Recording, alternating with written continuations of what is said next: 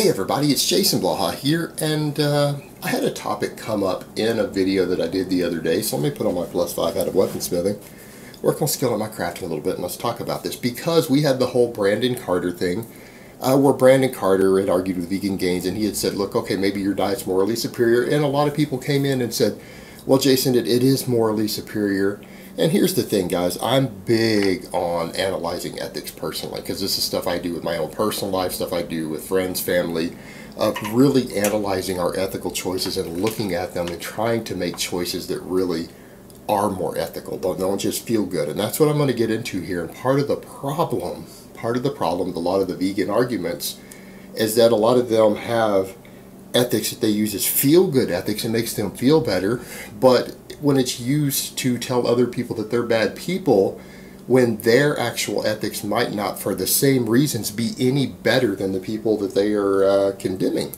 And that's what people need to look at. And it's the same thing for a lot of vegans out there. Listen to this. My guys want you to understand the arguments and logistics, and if you're not willing to do that, then you need to at least admit that maybe you're attacking people without really knowing what you're talking about. And that's an important factor here, because it just becomes ignorance and mindless following of a cult if that's the way you do it. And what I mean is, a lot of vegans, their argument is that their lifestyles cause less animal death or less animal suffering. And they have to quantify it because, let's be realistic here, every plant that you eat, there were animals killed at some point in the process of doing that. Now, we can't quantify things like insects. We're getting way out there at that point. So when we start talking about animals killed, we're talking about stuff with a vertebrae, central nervous system, brain, things you would think of: birds, mammals, reptiles, all right, we can frogs, things like that. That's what we're talking about. So let's assume that your goal is, say, okay, I accept that animals are going to die. It's just part of the harvesting of crops, and people may not realize that. You're not going to go harvest a bunch of corn or wheat or broccoli or lettuce or carrots without the death of millions of rabbits and snakes and mice, and where we live in Texas, wild hogs. Wild hogs are a major nuisance in all your grain fields. Major nuisance, and they are killed in massive numbers because they are such an overwhelming pest, and they attack people while they're actually harvesting the food, and sometimes kill people while they're trying to pick food. And they're an invasive species here. They're not even indigenous. They were imported. They're Russian wild boars, and we have millions and millions of them in Texas. So, you know, there's other factors going on. That's a side caveat, but people need to understand there is actually even a self-defense factor, even for a vegan who is working out in the field. So you come to certain places, even if you're a vegan farmer, and you want to grow vegan food for people, you're probably going to have to kill a lot of animals just to produce that product.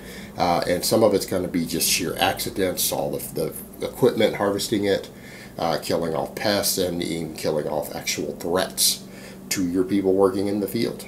All right, because you're not just going to let wild boars kill them, are you? Because they will. So you've got all of that to consider.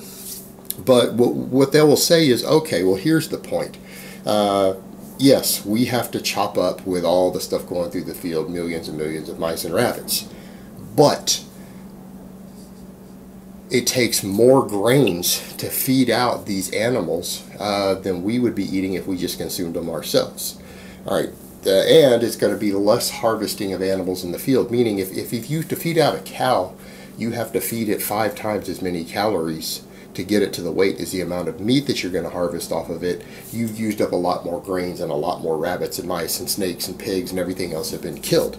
But the thing is, do they ever quantify that? Meaning, their argument is that they're assuming that the cows and the pigs and the other animals that people are eating, because let's be honest here, it's probably more inhumane the way the rabbits and mice die in the field where we're harvesting stuff than the more humane deaths an animal gets in the slaughterhouse. Arguable, but if we're going to talk purely logistics, how many higher mammals died in the process of harvesting this food per calorie?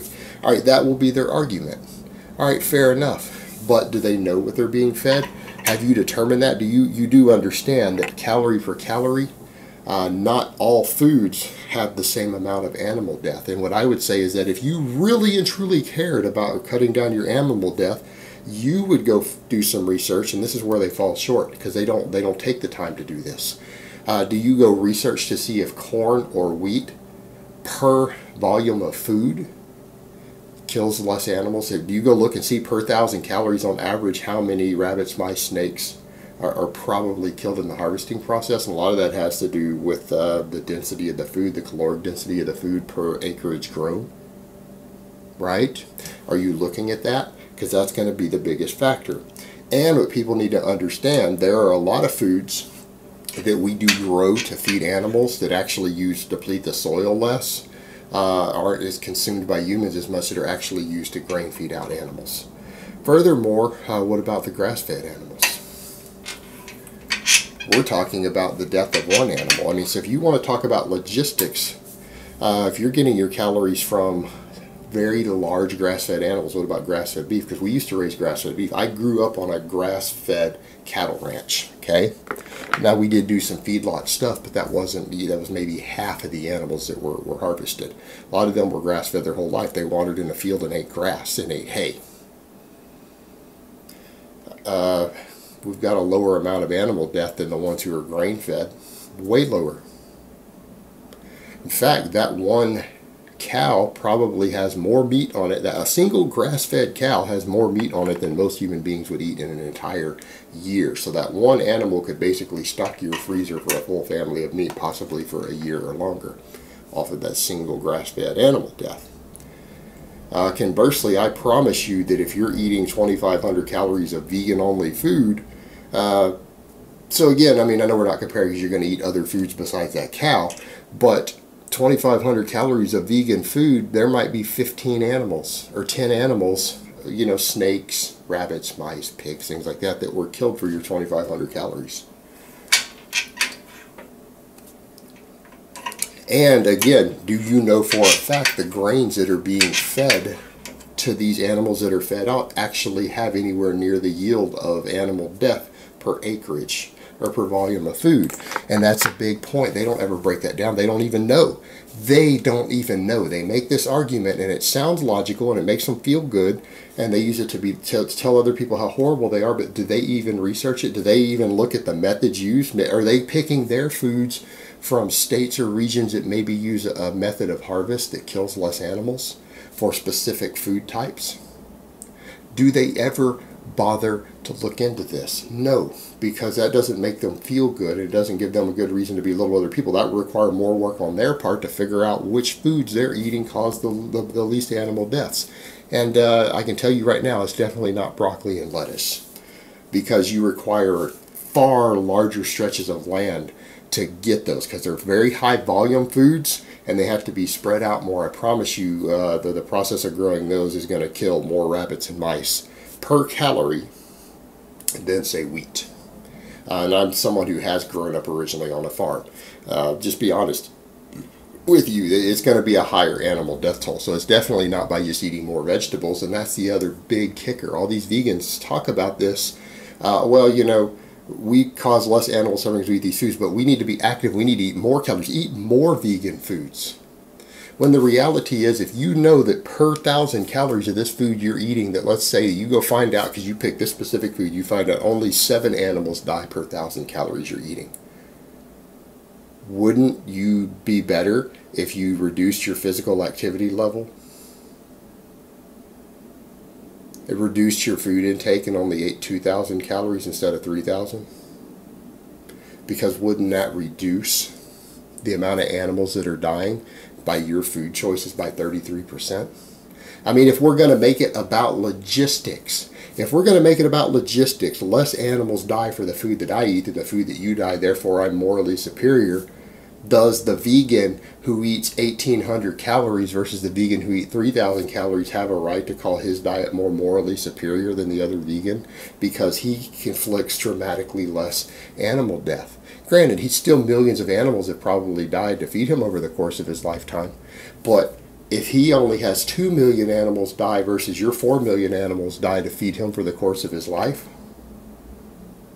isn't he morally superior? So shouldn't vegans be focusing on eating less and less because every single meal that they eat led to the death of mice and rabbits and snakes and toads and pigs, every single plant that they put on their plate, there was death inflicted to give them that food. So if we're going to quantify it as mine's fewer than yours, shouldn't that be what they're doing? Shouldn't they be focusing on picking the foods and excluding foods that have a higher death toll per bushel or per calorie?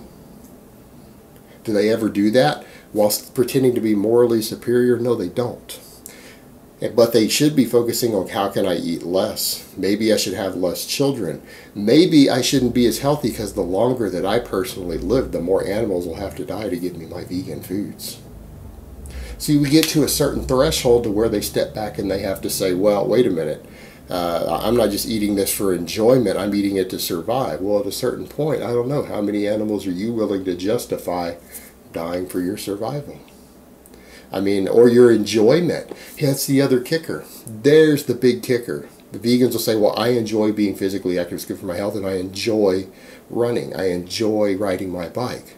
But riding your bike has a death toll per mile that you ride it, because it requires calories. The harvesting of those vegan foods required the death of animals. So you're riding your bike has a pleasure component, but it has a direct energy source. You have to consume energy and calories to ride your bike. Your pleasure is at the expense of animals dying. But they don't ever look at it that way, because that doesn't allow for their feel-good, morally superior attitude to step back and say that. Because they don't understand where our food comes from, and they're not willing to fully accept that death is required for life. That is the nature of the ecosystem. That's even the nature of agriculture. We are competing with these other animals for the resources that we even grow, the plants that we eat. That's the cycle of life. That's reality. And they've got the audacity to say, well, you're eating meat. You're just taking your personal pleasure above the deaths of those animals, while they will go ride their bike every day for 2 hours and burn 1,000 extra calories, knowing that 7 or 8 rabbits, mice, and snakes had to die for that 1,000 calories that they burned every day on their bike. And they don't care about that, because their personal pleasure takes priority over the death of those animals. But when they do it, it's okay, but when other people do it, it's not. So the argument that this is a morally superior diet logistically, are you serious? Based upon what? It's a hypocritical diet. It's hypocritical unless these people are literally going out of their way to pick the foods that have the lowest animal deaths per 1,000 calories, and they're researching it, and they're focusing on eating less and less so that another 10 animals a day don't have to die for them to survive. They don't ever do that, because those logistics will make them realize how futile in some ways what they are doing is. It's not morally superior. It's morally hypocritical. It's morally hypocritical. And it's based upon bizarre utopian ideas that don't work in the real world. It's again, ethics based upon, I want to feel good ethics because I'm going to pretend that I'm doing something better so that I can believe that I'm a good person, and I can believe that I'm better than other people, and they're all evil, horrible animal murderers. But I'm not. When I ride my bike or go take a jog outside, I'm not an animal murderer. I'm just enjoying myself. But they're bad people because they eat meat. It's hypocrisy. Alright guys, but that's really all I have to say on that today. I hope it's been informative, and I will talk to you guys next time.